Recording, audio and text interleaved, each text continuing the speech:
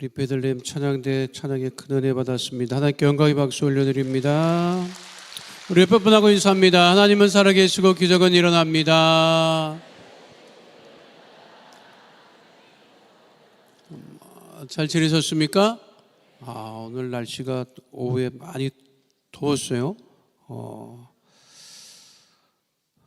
좋은 날씨입니다.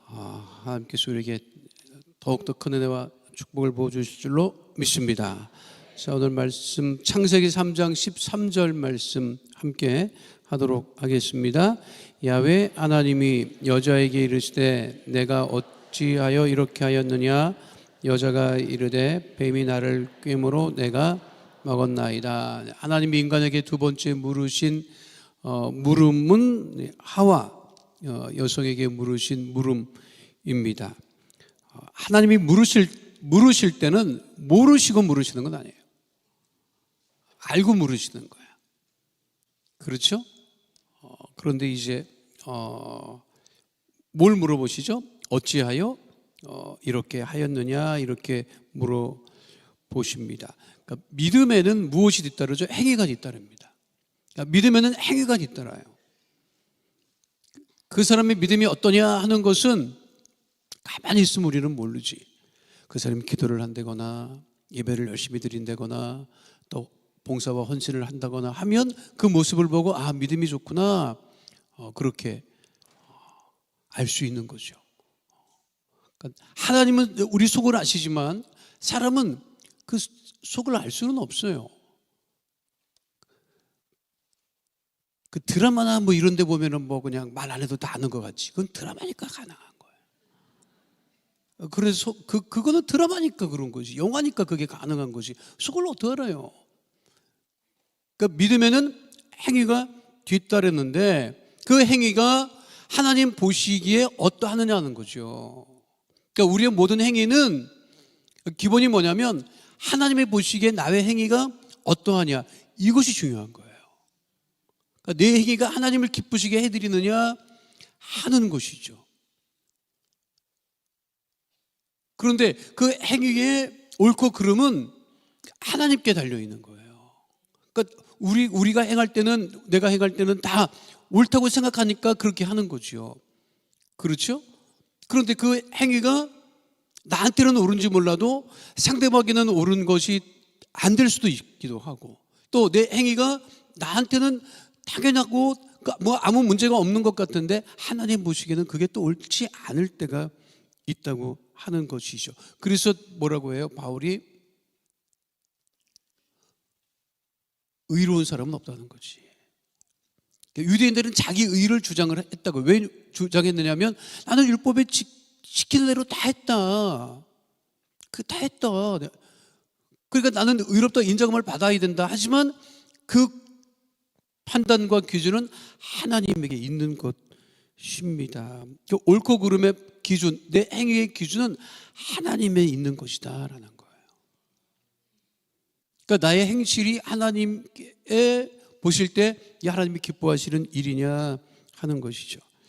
한 20년 된 나에게 마이클 샌델 교수의 그 정의란 무엇인가 하버드 대학 교수인데 하버드 대학 학생들한테 강의할 때 정의란 무엇인가 이게 정의에 대한 그 철학자들의 이야기도 많고 이 정의를 추구한다. 우리 정의 얘기 여러분 잘하면서 우리가 대한민국 사람들이 정의 엄청 들었다.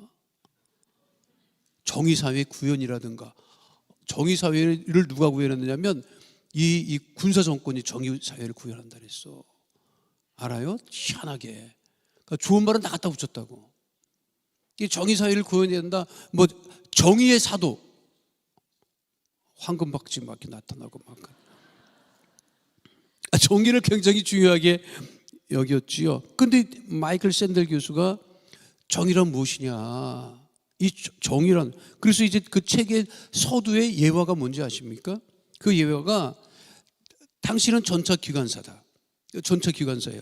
그 전차 기관이니까 전차를 몰고 이제 플랫폼으로 들어오는데 인부 5명이 철로에서 작업을 하고 있습니다. 근데 문제는 이게 멈춰지지가 않는 거예요. 계속 가면 저 사람들 죽어. 5명 죽어. 근데 선로를 바꾸면 한 사람이 작업하고 있는데 그 사람이 죽어. 자, 그러면 당신은 어떻게 할 거냐? 그냥 계속 멈추지 않는 그 기관차를 몰고 그냥 경로대로 가서 5명을 죽일 것이냐? 아니면 당신이 자유로 경로를 변경해서 한 사람을 죽일 것이냐? 어떤 선택이 정의로운 것이냐? 두 번째, 당신은 기관사가 아니고 그 사고 현장을 목격하는 사람이다. 그런데 이쪽에 가도 5명이 죽고 저쪽 가도 사람이 죽는데 당신 옆에 덩치 큰 사람이 서 있다. 이 사람을 밀어가지고 떨어뜨리면 다 살릴 수 있다. 그러면 이 사람을 밀어서 떨어뜨려서 많은 사람을 살리는 것이 정의로우냐, 놔두는 것이 정의로우냐, 그거 기준은 그러면 누가 삼느냐 이 말이야. 그 기준을 누가 삼느냐 이 말이야. 그러니까 정의라고 하는 것도 이게 자기 판단과 기준에서 행하지만 정말 그게 정의로운 일이냐, 그건 알 수 없다. 그러니까 우리 믿음의 행위의 기본은 뭐냐면 그거는 하나님에게 달려있다고 하는 거예요. 하나님께서 금하셨잖아. 그럼 하지 말아야지. 그러니까 그거를 금한 것을 넘어서니까 하나님께서 말씀하시는 거지. 뭐라고 말씀하시는 거예요? 말씀 오늘 어찌하여 이렇게 하였느냐, 어찌하여 이렇게 하였느냐, 그게 물으신다고요.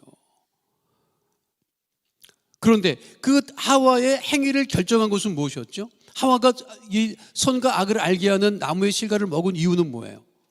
그 유혹이에요. 유혹이에요. 행위를 결정짓는 것은, 인간의 행위를 결정짓는 것은, 죄의 행위를 결정짓는 것은 뭐냐면 유혹이라고 하는 것이요. 그러니까 그렇게 하나님께서 내가 어찌하여 이렇게 하였느냐 물으시니까 여자가 뭐라고 해요? 여자가 이르되 뱀이 나를 꾀므로 내가 먹었나이다. 꾀니까 내가 먹었다. 이거는 또 핑계를 대는 거지. 뱀을 누가 만들었어요? 하나님이 만드셨잖아. 창조했잖아. 그 하나님이 만들어갖고 그렇게 된 거지. 그걸 그냥 안 만들었으면 그래. 제가 몸 생각한다고 콩나물국을 그렇게 먹으러 다녔어요. 한 몇 년을 콩나물국을 쫓아다니고 먹었었어. 제가 안산에서 사역할 때만 해도 2,900원이었어. 2,900원짜리 콩나물국이 있었어요. 우리는 일찍 가잖아. 새벽에 예배 마치고 가잖아. 밤새 쫄아가지고 그냥 그 콩나물국이 얼마나 짠지도 몰라. 사람 많을 때 가면 싱거워. 사람 어느 국밥집이나 다 그래 그거는. 그런지 이제 그거를 집에 있을 때인데 한겨울에 그 일찍 그거 하는 집이 별로 없어요. 근데 이제 집에서 이제 그거를 새벽에 또 찾아갖고 가. 한겨울이었어. 미쳤지 내가. 한겨울에 또 몸 생각한다고 그를 찾아갔어요. 갔는데 하나 열었더라고. 그 한겨울이었어. 근데 그 들어가다가 문 열고 들어가다가 자빠졌네. 그때부터 열불이 나기 시작하는 거야.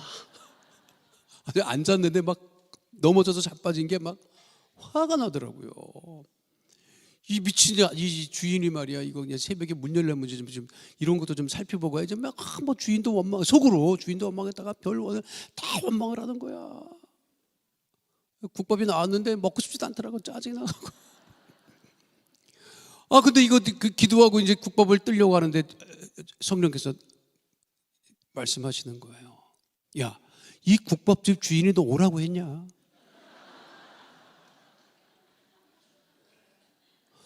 이 집을 누가 가라고 했니?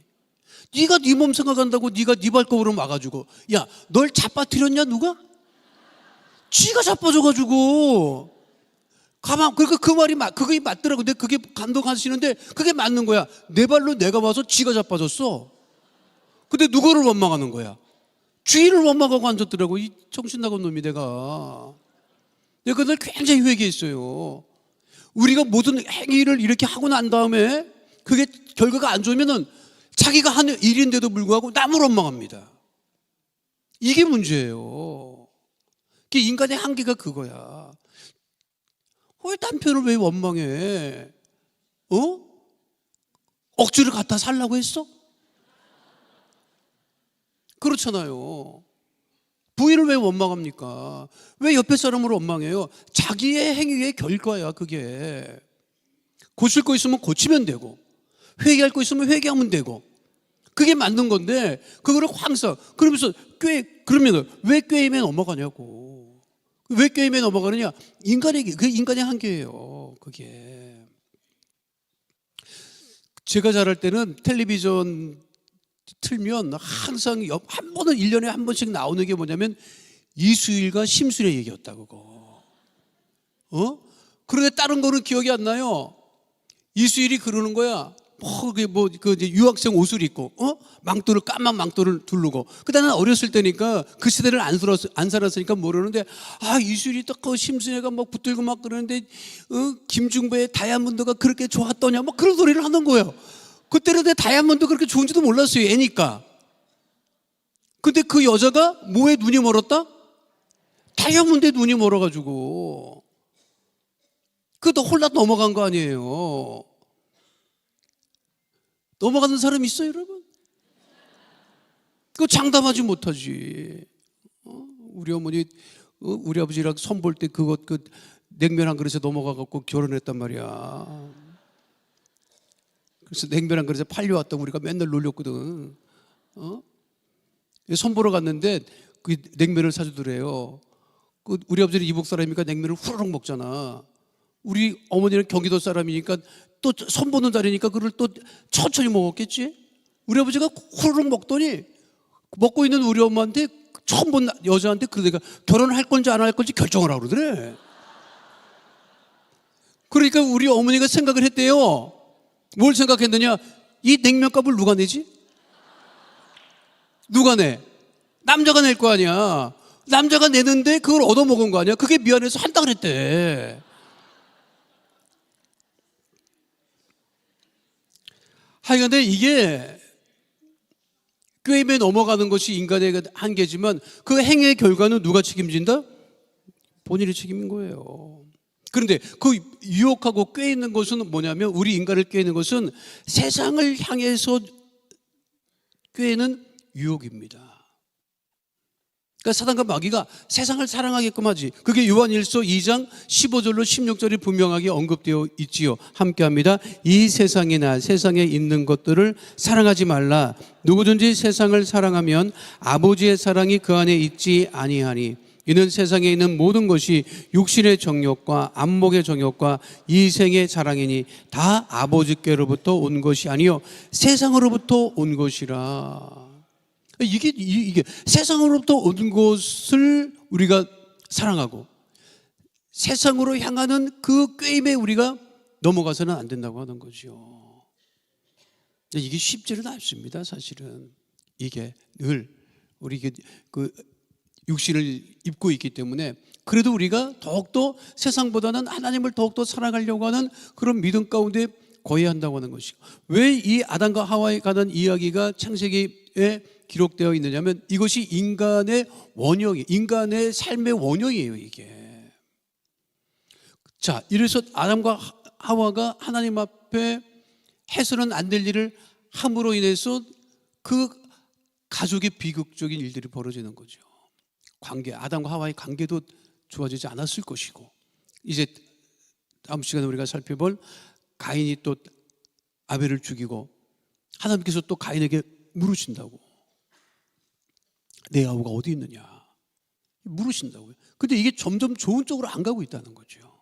우리가 세상을 사랑하고 우리 세상 가운데 살지만 세상을 더 사랑하기보다는 주님을 더 사랑하고 주님 보시기에 올바른 일을 행하는 주의 자녀가 되어야 한다고 하는 것이죠. 그러니까 하나님께서 이게 어찌하여 이렇게 하였느냐 물으실 때는 이게 어떤 교훈이냐면 우리가 어떻게 할 것인가, 무엇을 할 것인가, 이것이 중요하다는 것이죠.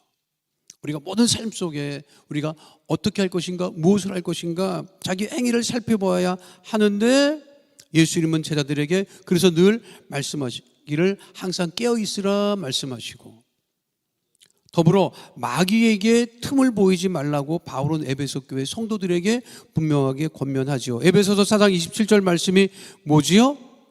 마귀에게 틈을 주지 말라. 틈을 주지 말아야 돼요. 여러분, 틈을 주지 말아야 돼요. 틈 탄다고. 그 틈 탄다는 소리 많이 하잖아. 마귀 틈 탄다고. 여러분, 마귀가 그냥 큰 길로 안 와. 틈 타요. 우리의 마음을 틈타기도 하고, 환경을 틈타기도 하고, 사람을 틈타기도 하고. 그리고 그러니까 예수님께서 말씀하시기를 늘 깨어 있으라고 하신 그 말씀대로 행해야 한다고 하는 것입니다. 그것이 정말, 그러니까 우리 행위가 이게 큰 게 사람을 감동시키는 게 아니라니까. 내가 그 김성만 목사님한테 들은 얘기예요. 그래서 내가 은혜를 많이 받았어. 여러분, 김성만 목사님 설교했을지도 모르겠다. 근데 다른 목회자는 자기 집안 얘기 안 하더라고. 다만 그렇게 열심히 하는 것 같아. 그러니까 우리 애들이 또 설교를 다 또 이게 또 들어요. 그리고 만나면 이렇게 청구서를 내밀어. 몇 번 내 얘기를 했으니까 내놔라 뭐 이런 얘기도 하고. 어쨌든 김성원 목사님 아들이 있어요. 지금 중학교 2학년인가. 그런데 한 번은 그 어머니하고, 그러니까 친어머니하고 그 외할머니가 그렇게 그 자기 아들을 그 손주를 그렇게 칭찬하더라는 거야. 그래서 무슨 일이지? 뭔 일일까 싶었대. 근데 그렇게 그 한참 감수성이 예민한 그 김성만 목사님 아들이 할머니에게, 친할머니, 외할머니에게 문자를 보냈다는 거야. 그래, 그 문자가 뭐 그냥 특별한 문자도 아니래. 근데 안부 문자를 보냈대. 근데 그거를 받고 그렇게 기뻐하더라는 거야. 그게 여러분, 그 행위가 그 할머니 보기에 너무 좋은 것이. 그렇잖아요? 우리는 부인에게 보내면 부인이 귀찮아해요, 여러분. 그러니까 한 번은 막 보내는 거 아니야. 문자 보낼 때도 문자 보내도 되나요? 허락받고 보내야지, 그냥 보내다. 귀찮게 하면 안 돼. 근데 이거 할머니가 얼마나 기뻐했으면 그렇게 얘기를 했다는 거예요. 내가 그게 부모 입장에서는 별거 아닌 거라고 생각했는데 그게 기쁘게 하는 것이. 그러니까 우리가 모든 행위가 여러분, 하나님 앞에 뭐 큰 거 하려고 그냥 3년을 기다리지 마. 여러분, 내가 평생에 한 번 하나님께 좋은 일 하겠다 30년을 기다릴 필요가 없다니까. 늘 하나님 사랑합니다. 하나님 나와 함께 계셔서 감사합니다. 우리 남편 주신 거 감사합니다. 자녀 주신 거 감사합니다. 우리 구역 주신 거 감사합니다. 찬양대 주신 거 감사합니다. 늘 그게 하나님을 기쁘게 해드리는 거지, 여러분. 믿으십니까? 그러니까 문자 보낼 때 있으면 좀 보내고 그래요, 여러분. 알았어요? 기다리지 말고. 신랑의 부모가 결혼을 반대했다고 합니다. 신랑은 부모의 반대에도 불구하고 결혼을 하는데, 그 신랑의 부모가 왜 그렇게 며느리 자리를 반대했는지 사람들이 그 이유를 잘 몰랐어요. 결혼식 날 가니까 신부가 아주 멀쩡해. 아주 멀쩡해. 그런데 이제 주례를 하는데 반대했다는 얘기는 들었어요.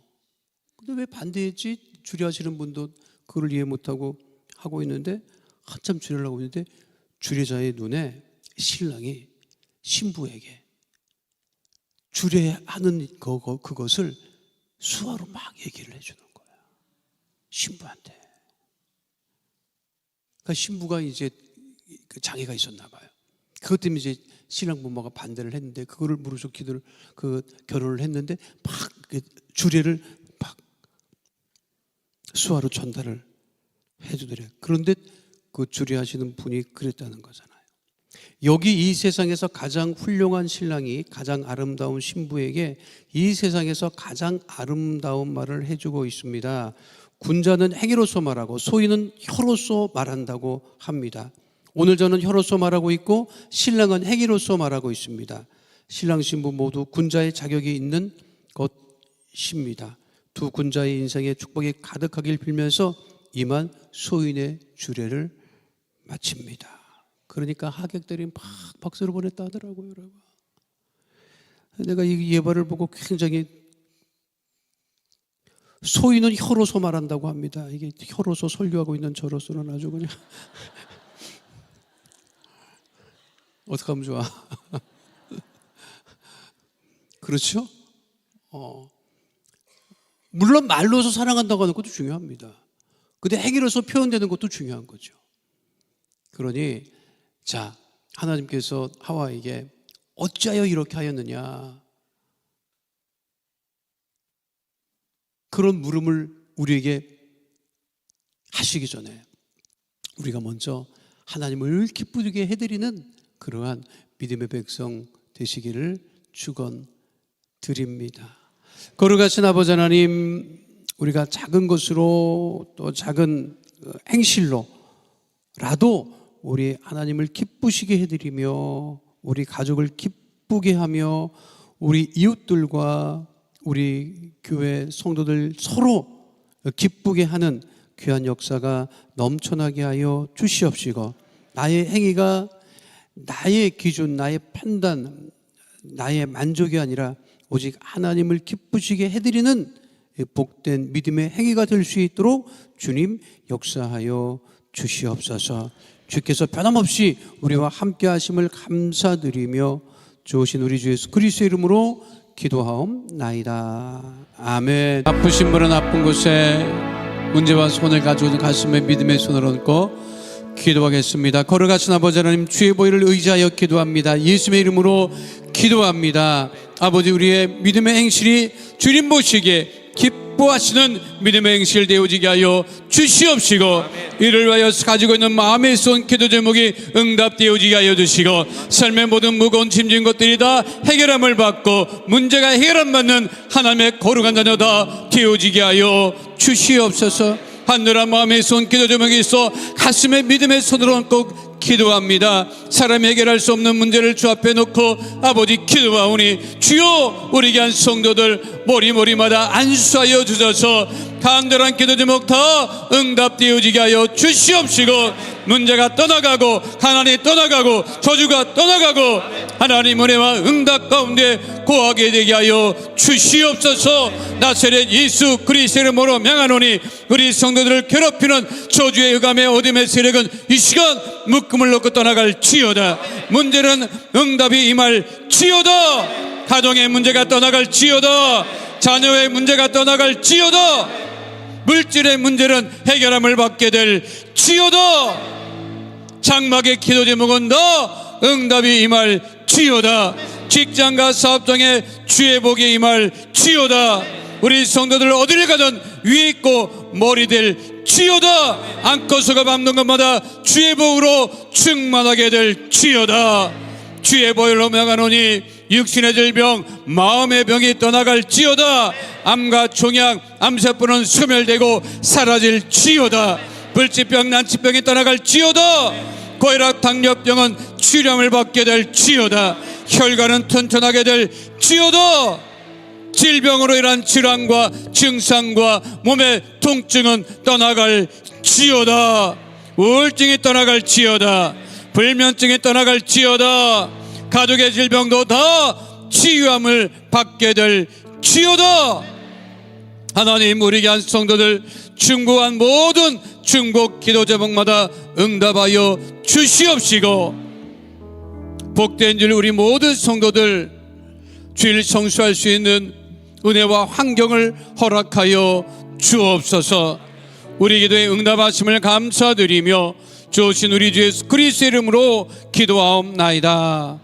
아멘. 지금은 우리 주 예수 그리스도의 은혜와 아버지 하나님의 영원하신 사랑과 보혜사 성령님 함께 하시고 인도하시고 내주하시고 동행하심의 역사가 오늘 주 앞에 나와 신령과 진정으로 예배드린 하나님의 귀한 백성들 머리 위에 지금으로부터 영원토록 함께 계실지어다. 아멘.